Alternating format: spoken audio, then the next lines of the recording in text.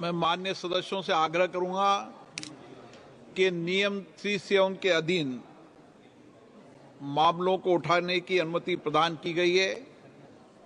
वे सभी माननीय सदस्य अपने अनुमोदित पाठ को व्यक्तिगत रूप से सभा पटल पर रखने का कष्ट करें। महामहिम राष्ट्रपति जी के अभिभाषण पर धन्यवाद प्रस्ताव पर चर्चा। माननीय अखिलेश यादव जी।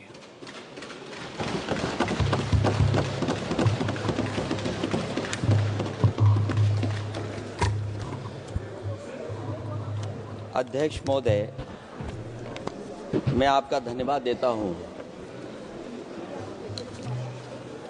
कि आपने मुझे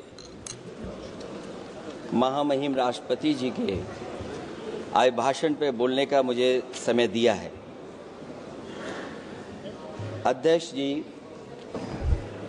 मैं सबसे पहले आपका अभिनंदन एवं अभिवादन करते हुए आग्रह करना चाहूँगा कि मुझे बोलने के लिए जो समय दिया है, मैं उसमें से 2 मिनट का समय महाकुंभ हादसे का शिकार लोगों की आत्मा की शांति के लिए खड़े होकर के मौन रखना चाहूँगा।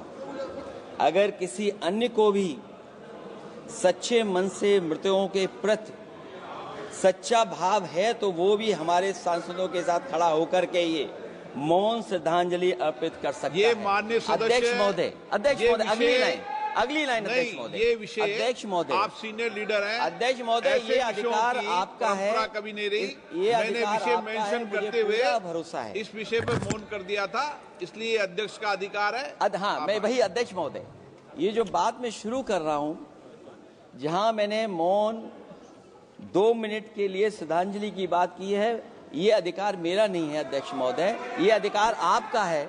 मुझे पूरा भरोसा है आप पर कि जब अभिभाषण की चर्चा खत्म हो रही होगी उस समय 2 मिनट का मौन श्रद्धांजलि जरूर दी जाए जो श्रद्धालुओं की जान गई है।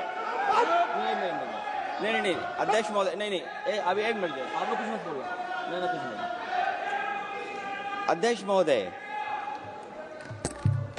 अभी तो अध्यक्ष महोदय मैंने बात शुरू नहीं की है, और जिन लोगों को तकलीफ है और जिनको दुख होना चाहिए उनके बारे में मैं, हालांकि वो बात मैं बाद में कहना चाहता था महाकुंभ के बारे में, लेकिन अध्यक्ष महोदय क्योंकि बहुत सारे माननीय सदस्य ये सुन नहीं सकते हैं, इसलिए मैं बात वहीं से शुरू करता हूं। आप देश के परम अभिभावक होने के नाते हमारा आपसे अनुरोध है कि जहां सरकार बजट के आंकड़े लगातार दे रही है, और जब मैंने अभिभाषण पढ़ा अध्यक्ष महोदय, बहुत सारे आंकड़े सरकार ने दिए हैं। आंकड़े देने से पहले महाकुंभ में मरने वालों के आंकड़े भी दे दें। महाकुंभ की व्यवस्था के बारे में स्पष्टीकरण देने के लिए मेरी मांग अध्यक्ष महोदय, सर्वदलीय बैठक बुलाई जानी चाहिए। महाकुंभ आपदा प्रबंधन व खोया पाया केंद्र की जिम्मेदारी सेना को दी जाए। महाकुंभ हादसे के शिकार लोगों की मृत्यु, घायलों का इलाज, दवाइयों, डॉक्टर, भोजन पानी, परिवहन की उपलब्धता का आंकड़ा संसद में पेश किया जाए। महाकुंभ हादसे के लिए जिम्मेदार लोगों पर, महाकुंभ हादसे के लिए जिम्मेदार लोगों पर घोर दंडात्मक कार्रवाई हो। जिन्होंने सच छिपाया है उनको दंडित किया जाए। अध्यक्ष महोदय, हम डबल इंजन की सरकार से पूछते हैं, अगर अपराध बोध नहीं था तो आंकड़े दबाए, छिपाए और मिटाए क्यों गए हैं? सच छिपाना और मिटाना भी तो अपराध है। इसका दंड कौन भुगतेगा अध्यक्ष महोदय? जहां इंतजाम होना चाहिए था, वहां प्रचार हो रहा था, एक धार्मिक समागम में डबल इंजन का राजनीतिक प्रचार अशोभनीय है, निंदनीय है। इतने बड़े हादसे के बाद कम से कम अब तो वो होर्डिंग उतरवा देना चाहिए। अध्यक्ष महोदय, महाकुंभ की जो तैयारी हुई, जो हम लोगों ने जाना वहां पर, महाकुंभ न केवल 144 साल के लिए ये कहा गया, बल्कि ये भी कहा गया कि पहली बार धरती पर इस तरह का डिजिटल और जो आधुनिक चीजें हैं, टेक्नोलॉजी, उसका इस्तेमाल कर करके महाकुंभ होने जा रहा है। सीसीटीवी, ड्रोन, लाइव स्ट्रीमिंग के आधार पर जिनका दावा था कि वो डिजिटल कुंभ करा रहे हैं, वो मृतकों की डिजिट नहीं दे पा रहे हैं। एक तरफ तो जो लोग डिजिटल डिजिटल डिजिटल अध्यक्ष महोदय कहने को थकते नहीं हैं, लेकिन जब कुंभ में इतना बड़ा हादसा हो गया है तो यही सरकार डिजिट नहीं दे पा रही है। हमारे अपने लोग मारे गए हैं, जिसमें परिवार का हर रिश्ता दिवंगत हुआ है। किसी की माता, किसी के पिता, किसी की बहू, किसी की बेटी, किसी का भाई बहन, चाचा चाची। बच्चों के आंकड़े तो अभी तक नदारद हैं। खोया पाया केंद्र ही लोगों को तो नहीं मिल रहा है। जो खोया पाया केंद्र था उसको भी लोग पा नहीं पा रहे, ढूंढ नहीं पा रहे। अध्यक्ष महोदय, कुंभ कोई पहली बार नहीं हो रहा है। कुंभ का आयोजन सदियों से होता आया है। हमारे पौराणिक और हमारे इतिहास के दस्तावेज ये बताते हैं कि समय समय पे जो भी सरकारें रही होंगी, जिसका भी राज रहा होगा अध्यक्ष महोदय, उसने महाकुंभ या इस तरह के कुंभ का आयोजन किया है। एक तरफ तो वो कि जो 144 साल बाद महाकुंभ होने जा रहा है, उसका इतना प्रचार किया। और मैंने तो कई टीवी इंटरव्यूज में, कई समाचार चैनलों पर यह बात सुनने में आई और सुनते रहे हम लोग कि सरकार ने 100 करोड़ लोगों के आने का इंतजाम किया है। और अगर 100 करोड़, अध्यक्ष महोदय, अगर ये बात गलत है तो मैं रिजाइन आपको देना चाहता हूं। अगर अध्यक्ष महोदय, ये माननीय सदस्य लोग अगर ये नहीं सुन पा रहे हैं तो मैं इनको एक एक को, आप नहीं गए स्नान करने, आप स्नान करने नहीं गए, इसीलिए इस तरह की भाषा का इस्तेमाल कर रहे हैं। अध्यक्ष महोदय, ये कहा गया कि 144 वर्ष के बाद ये हो रहा है। जहां तक मेरी समझ और जानकारी कहती है, जो एस्ट्रोनॉमी और एस्ट्रो चीजों को समझते होंगे वो ये स्वीकार करते होंगे, जो भी कुंभ होता होगा वो 144 वर्ष के बाद ही होता होगा। लेकिन ये कहा गया कि नक्षत्र ऐसे हैं। तो मैं अध्यक्ष महोदय सरकार से कहना चाहता हूं कि सतयुग से लेकर के कलयुग तक ये सनातन परंपरा रही है कि संत, महात्मा, साधु समाज मुहूर्त के हिसाब से शाही स्नान करते हैं। उसमें नक्षत्रों के हिसाब से जो सहयोग बनता है वही शाही स्नान का मुहूर्त होता है। लेकिन भाजपा के राज में ये सनातन परंपरा टूट गई। पहले सरकार ने संत समाज को शाही स्नान रद्द करने का आदेश दिया, जिससे अनादिकाल की सनातन परंपरा टूटी। और फिर जब देश भर में ये बात उठी, तो उन्होंने हादसे को छिपाकर फिर से आदेश दिया कि अखाड़े शाही स्नान करने जाएं। इससे सरकार ने पावन मुहूर्त के स्थान पर अपने मनमाने समय पर स्नान कराने का आदेश दिया। बात उस दिन या तिथि की नहीं होती है, बल्कि निश्चित मुहूर्त काल की होती है। ये सनातन परंपरा तोड़कर इन लोगों ने अच्छा नहीं किया। और ये क्या परंपरा टूटी है कि नहीं टूटी है, मैं समझता हूं अध्यक्ष महोदय मुझसे बेहतर सामने वाले ज्यादा जानते होंगे इसके बारे में। और जो लोग, अध्यक्ष महोदय, जो हम लोगों ने देखा वहां पर लोग पुण्य कमाने आए थे और अपनों के शव लेकर के गए हैं। चमत्कारी करिश्मा तो ये हुआ है श्रद्धालुओं के शव मिल गए थे, पर सरकार स्नान करने वाले मरने वालों की बात स्वीकार नहीं कर रही थी। और इससे ऊपर ये बात जो वहां पर और हुई, अध्यक्ष महोदय, जब ये जानकारी हो गई कि कुछ लोगों की जान चली गई, लाशें हैं जो मोर्चरी में पड़ी हैं, अस्पताल में पड़ी हैं, उसके बाद सोचिए सरकार क्या कर रही है।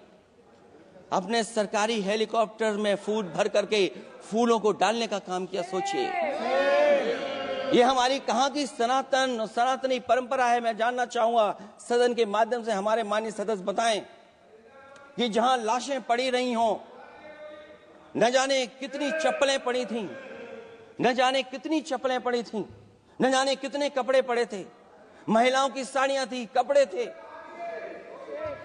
लेकिन उनको कैसे उठाया गया? उन सबको उठाया गया जेसीबी मशीन से, ट्रैक्टर की ट्रॉली से। उनसे उठा करके कहां फेंका कोई नहीं जानता, लेकिन जब उनको लगा कि वहां से बदबू आ रही है, तो यही सरकार के लोग छिपाने लगे हैं। यही आपका महाकुंभ का आयोजन था। और हर बात को छिपाने के लिए न केवल ये लोग मीडिया का सहारा ले रहे हैं, मीडिया का सहारा लेते लेते सुनने में आया है कुछ दबाव और कुछ स्वीटनर भी दिए जा रहे हैं जिससे उनकी खबरें बाहर ना आ जाएं। और अगर अध्यक्ष मोदी ये बात सब गलत है मेरी, अगर ये बात सब गलत मैं कह रहा हूं, तो अभी तो नेता सदन को अभी भाषण देना है। और मैं ये बात और कहना चाहता हूं, आप अपने तरफ से जानकारी कर लीजिएगा। हमारे उत्तर प्रदेश के मुख्यमंत्री जी ने शोक नहीं प्रकट किया था। जब देश की राष्ट्रपति और प्रधानमंत्री जी ने शोक प्रकट किया, उसके बाद 17 घंटे बाद सरकार ने स्वीकार किया। अध्यक्ष मोदी, ये वो लोग हैं जो आज भी कोई सच्चाई स्वीकार नहीं कर सकते। इनका रास्ता क्या है मैं नहीं जानता हूं, कहां ले जाना चाहते हैं। लेकिन जब अध्यक्ष महोदय मैंने अभिभाषण पढ़ा है राष्ट्रपति महोदया का, तो वही पुरानी बातें कि 12 करोड़ शौचालय बन गए हैं, 10 करोड़ गैस कनेक्शन हो गए हैं, 80 करोड़ लोगों को राशन दिया जा रहा है, 25 करोड़ लोगों को मिडिल क्लास में शामिल कर दिया गया, न्यू मिडिल क्लास में शामिल कर दिया गया। 80 और 85 को अगर हम जोड़ दें अध्यक्ष महोदय, 105 करोड़ हो गए। बच्चों को और जोड़ दें तो सरकार अध्यक्ष महोदय किसके लिए काम कर रही है? किसके लिए काम कर रही है? अगर 80 को राशन दें, 25 को न्यू मिडिल क्लास में जोड़ दें, 105 करोड़ हो गए। और जो बाकी बचे हैं हमारे देश की आबादी, जिसको 140 करोड़ बता रहे हैं, उसमें कम से कम बच्चे कुछ तो संख्या होगी, आधी आबादी की संख्या होगी। अगर उसको हम बाहर निकालें तो आगे आज सरकार किसके लिए काम कर रही है? वही बात पुरानी सुनने को मिलती है कि राष्ट्रीय मिलिट्री स्कूल बन गए हैं, राष्ट्रीय मिलिट्री स्कूल जिनमें बालिकाओं की भर्ती शुरू हो गई है। अध्यक्ष महोदय, ये एक बता दें जो नया इन्होंने 10 साल के अंदर राष्ट्रीय मिलिट्री स्कूल खोला हो। और कंफ्यूज मत होना, राष्ट्रीय मिलिट्री स्कूल कौन से होते हैं, सैनिक स्कूल कौन से होते हैं, ये कंफ्यूज मत होना। 10 साल में सोचिए अध्यक्ष महोदय, एक भी नया राष्ट्रीय मिलिट्री स्कूल नहीं खोला है। अगर खोला हो तो सरकार जरूर बताए। जो लोग कहते हैं हम ईज ऑफ डूइंग रिसर्च कर रहे हैं, अध्यक्ष महोदय, इनकी ईज ऑफ डूइंग रिसर्च हमने देखी है। इनकी ईज ऑफ डूइंग रिसर्च अपनी इमेज चमकाने के लिए और दूसरे की इमेज बर्बाद करने के लिए ईज ऑफ डूइंग रिसर्च चल रही है। ईज ऑफ डूइंग बिजनेस, मैं देखता हूं जहां कहीं भी इन्वेस्टमेंट मीट होती है, देश के सभी मंत्री वहां पहुंच जाते हैं, सरकार के मुखिया भी जाते हैं वहां। मुझे याद है उत्तर प्रदेश में सबसे बड़ा आयोजन हुआ था इन्वेस्टमेंट मीट का। न केवल इन्वेस्टमेंट मीट इन्वेस्टर्स को बुलाया गया था, बल्कि डिफेंस एक्सपो के भी कार्यक्रम कई हुए थे। और अध्यक्ष महोदय, भरोसा ये दिलाया गया था कि जो एमओयू हो रहे हैं 40 लाख करोड़ के, उसको जमीन पर उतार लिया जाएगा। मैं इन्हीं डबल इंजन की सरकार से जानना चाहता हूं कि जो 40 लाख करोड़ के एमओयू हुए, उसमें कितना जमीन पर यह सरकार उतार पाई है। कहीं ऐसा तो नहीं है कि सरकार के डबल इंजन आपस में ही टकरा रहे हों। अब तो जो खबरें हम लोग पढ़ते हैं, न केवल इंजन टकरा रहे हैं अध्यक्ष महोदय, अब तो डब्बे भी टकराने लगे हैं। सुना है क्योंकि दिल्ली में चुनाव है, आप इंजीनियर की डब्बा हैं। ये हमारे पुराने माननीय सदस्य हैं, आप हम एक हैं, बस जगह अलग बदल गई। जिस विभाग के मंत्री हैं वो हमारा ही काम है, आप लोग अच्छा नहीं कर रहे हैं। अध्यक्ष महोदय, दिल्ली का चुनाव है तो मैंने राष्ट्रपति जी के अभिभाषण में सुना कि यहां पर मेट्रो की जो दूरी है वो दुगनी कर दी गई है, पटरी दुगनी कर दी गई है, एक्सपेंशन हो गया है इतना। अध्यक्ष महोदय, मैं स्वीकार करता हूं दिल्ली का चुनाव है, एक्सपेंशन की बात करेंगे, लेकिन कभी आपने क्यूटो का नाम सुना है? आपने वेनिस का नाम सुना है?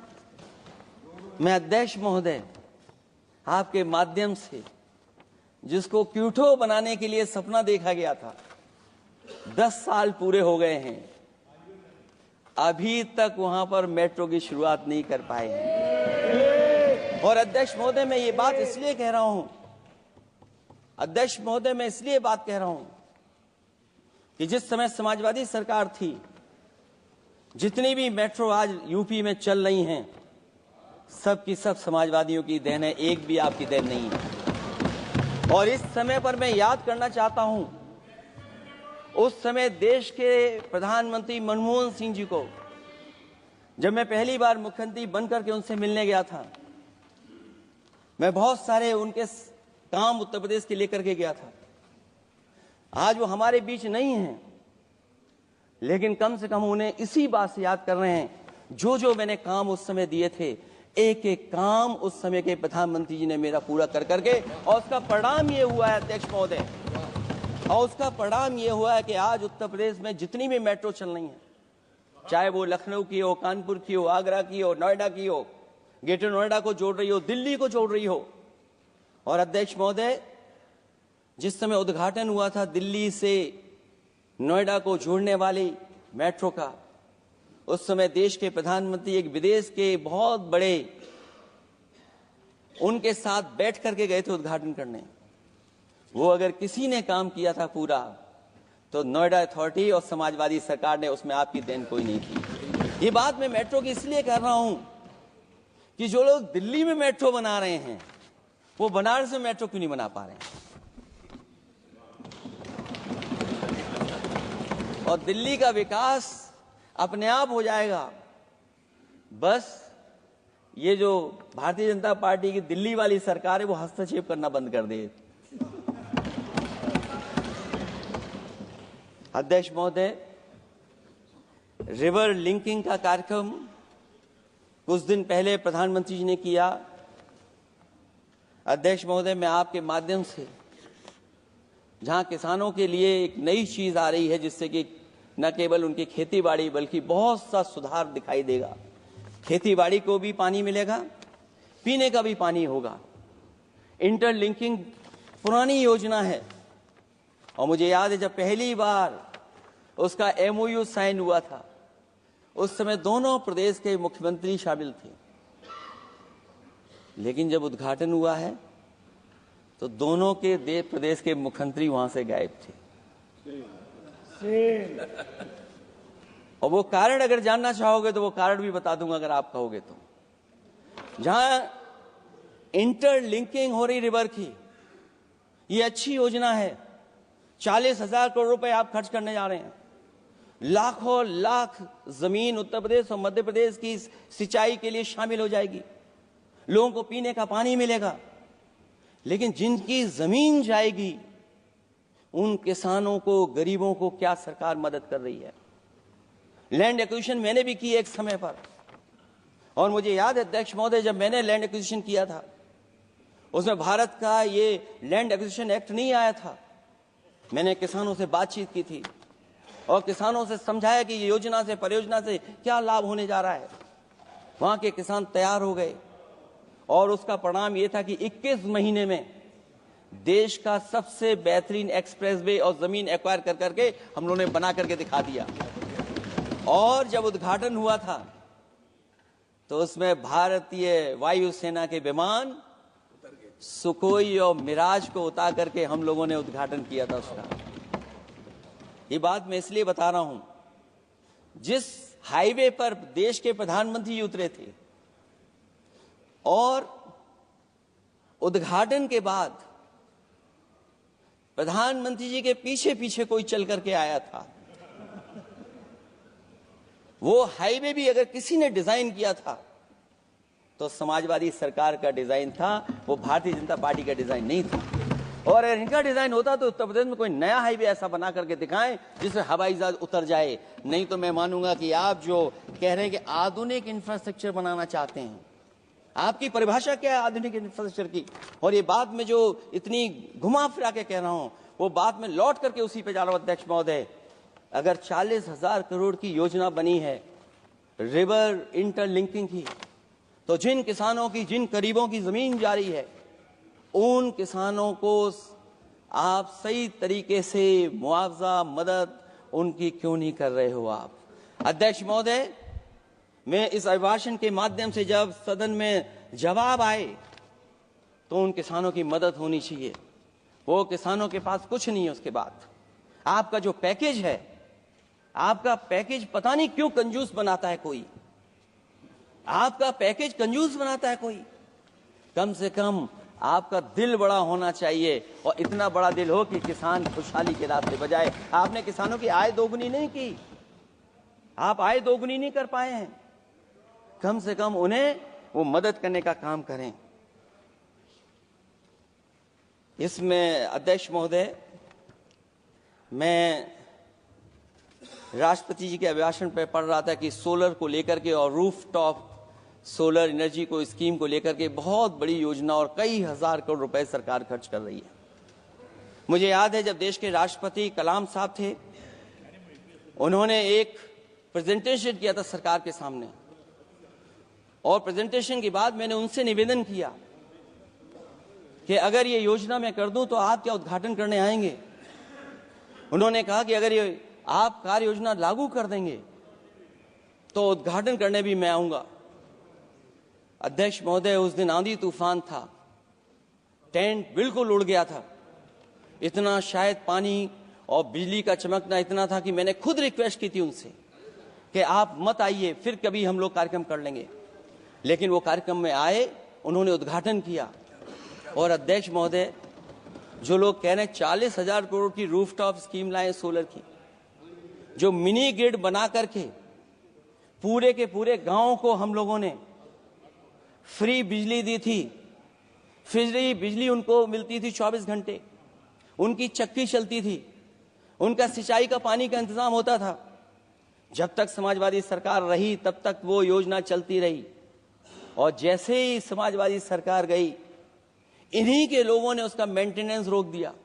न केवल उस गांव का जिसका राष्ट्रपति रहे उन्होंने उद्घाटन किया, बल्कि और जितनी भी सोलर की स्कीम चल रही थी, लोहिया आवास में जहां सोलर स्कीम के माध्यम से हम लोग गरीब को सोलर पैनल के माध्यम से उनको बिजली दे रहे थे, फ्री बिजली, उन सब योजनाओं को इन्होंने बंद करने का काम किया है।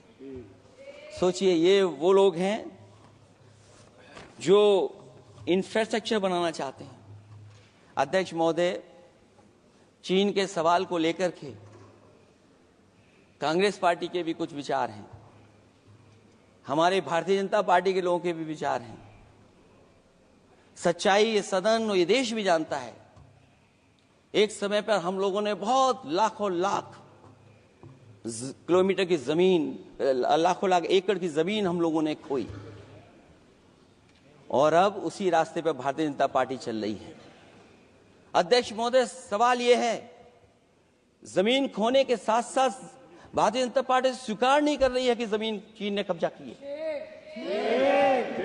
और ये बात अगर हम लोग कह रहे हैं तो जो अखबारों में खबरें निकलती हैं, टीवी पे कभी कभी खबरें आती हैं, अध्यक्ष महोदय सरकार को कहिए कि ऐसे चैनल, ऐसे अखबारों पे एफआईआर लिखा कर उन्हें जेल भेज दो, क्योंकि कुंभ की जो खबर चलाना चाहते थे, कुंभ की जो खबर देना चाहते थे, उन कुछ साथियों पे आपने एफआईआर लिखा दी है। अगर कुंभ पर सच्ची खबर दिखाने वालों पे आप एफआईआर लिखा सकते हैं, तो फिर चीन की खबर, जो खबर चला रहे हैं, उस पर भी आपको एफआईआर लिखानी चाहिए। दूसरा, हमारा एक जाति जनगणना का मसला बहुत पुराना है, ये कोई नया नहीं है। आरक्षण के सवाल पर इस देश में दक्षिण भारत से लेकर के उत्तर भारत में और देश में जगह जगह पर बहुत सारे नेता ऐसे रहे जो आज हमारे बीच नहीं हैं, जिनकी वजह से हम आज उस आंदोलन को आगे ले जा रहे हैं। बाबा साहब भीमराव अम्बेडकर जी का जो संविधान है, उसके तहत जो हमें हक अधिकार मिले हैं, आरक्षण की व्यवस्था है, उस व्यवस्था को और मजबूत बनाने के लिए जाति जनगणना होना चाहिए। उसके पक्ष में अब तो कांग्रेस पार्टी भी है। एक समय था जब कांग्रेस पार्टी उस पक्ष में नहीं थी, और अध्यक्ष महोदय, मैं बड़ी जिम्मेदारी के साथ कहना चाहता हूं, अगर उसी समय कांग्रेस पार्टी भी पक्ष में होती तो आज हमें आपके सामने खड़ा नहीं होना पता, मांगना नहीं पड़ता जाति जनगणना। लेकिन अध्यक्ष महोदय, मैं अपने कांग्रेस पार्टी के साथियों से भी कहना चाहूंगा, अध्यक्ष महोदय, मैं कांग्रेस पार्टी के साथियों से भी कहना चाहता हूं, हम आपके साथी हैं, और इस मुद्दे पे तो हम आपके साथ और आपके आगे भी चल करके आपका साथ दे देंगे। अब जाति जनगणना को कोई नहीं रोक सकता है। एक दिन ऐसा आएगा अध्यक्ष महोदय, एक दिन ऐसा आएगा, कोई टकरार नहीं है, आपके इंजन जैसे नहीं है। आपका एक इंजन, अध्यक्ष महोदय, ये अध्यक्ष महोदय, हम तो, मुझे कभी कभी ये लगता है कि प्रधानमंत्री जी जितना अपने लोगों को ध्यान दे करके समझाते हैं, इतना ये समझते ही नहीं है। वो अध्यक्ष महोदय, वो सबसे ज्यादा सोशल मीडिया के बारे में जानकारी रखते हैं। आप भी जानकारी रखा करो। अगर आप जानकारी रखोगे तो आपको सच्चाई पता लग जाएगी। एक इंजन ने नमस्कार नहीं किया था दूसरे इंजन को, अगर याद हो तो पता कर लें। और ये बात अगर छिपी हुई हो, ऑनरेबल मेंबर, अध्यक्ष महोदय, अभी तो मैंने शुरू नहीं किया, मेरा लिखा हुआ बहुत लंबा है। कंक्लूड करें, आप समाप्त करें प्लीज। और अध्यक्ष महोदय, एक सवाल और बड़ा उठा है, नौकरी को लेकर के, रोजगार को लेकर के, और हमारे भारत की जो मैन्युफैक्चरिंग सेक्टर है उसको बढ़ावा कैसे दिया जाए। चीन जैसा देश केवल एक पे हमला नहीं कर रहा है अध्यक्ष महोदय, आपकी जमीन भी छीन रहा है और आपका बाजार भी छीन रहा है। और ये बात अगर गलत हो तो सरकार हमें बताए, वो आंकड़े दे। अगर कांग्रेस पार्टी का रास्ता था तो आपका रास्ता कांग्रेस पार्टी का क्यों है? अगर कांग्रेस पार्टी का वो रास्ता था तो आपका रास्ता क्यों है? वो मैं तो जानता हूं जिस दिन उनके सहयोगी साथी समझ लेंगे, वो भी साथ छोड़ जाएंगे। दूसरा जो सवाल कहा गया है अध्यक्ष महोदय, जिस समय बाजार खोला गया, जिस समय हमारा व्यापार के लिए पूरा बाजार खोल दिया,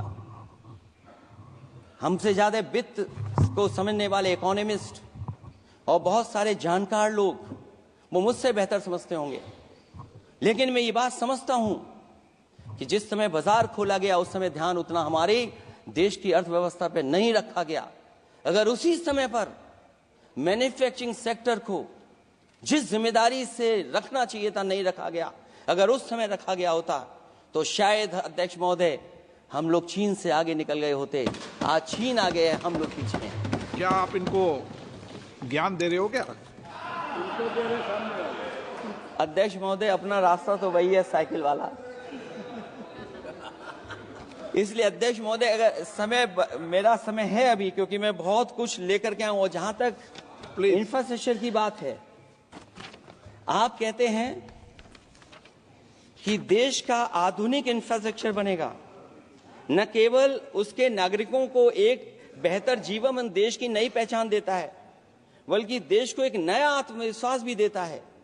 अरे अगर ये बात सच है तो अध्यक्ष महोदय मैं वो बात कहना चाहता हूं कि 2022 के चुनाव से पहले एक बुंदेलखंड एक्सप्रेसवे बनाया गया था और जिसकी तैयारी को लेकर के देश के प्रधानमंत्री जी गए थे। कितनी सजावट हुई थी, कितनी तैयारी हुई थी।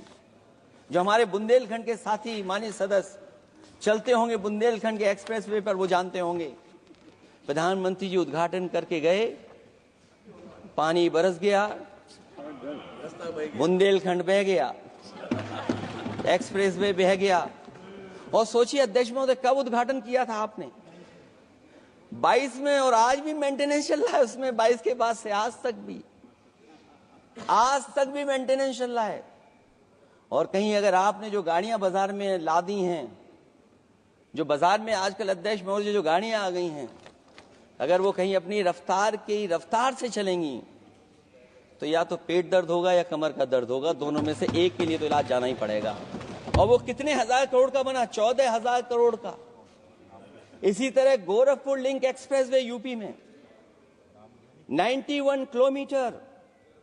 जो हमारे रोड की जानकारी रखते होंगे, एनएचआई की जानकारी रखते होंगे, वो जानते होंगे कि गोरखपुर लिंक जो 2022 में शुरू हो जाना चाहिए था, वो अभी तक शुरू नहीं हो पाया। वो 91 किलोमीटर का 7,283 करोड़ का बन रहा है।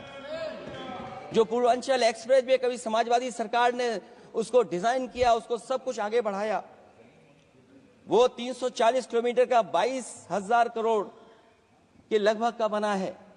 लेकिन जहां तक मैं बना करके छोड़ गया वहां से आगे नहीं बढ़ा। और अगर वो बढ़ गया होता तो बिहार और बंगाल के लोगों के लिए बहुत रास्ता आसान हो जाता। इसी तरह एक गंगा एक्सप्रेसवे बन रहा है, जिसके बारे में सरकार ने ये कहा कि हम कुंभ से पहले शुरू कर देंगे, कुंभ से पहले गंगा एक्सप्रेसवे शुरू हो जाएगा। अध्यक्ष महोदय, वो नहीं शुरू हो पाया।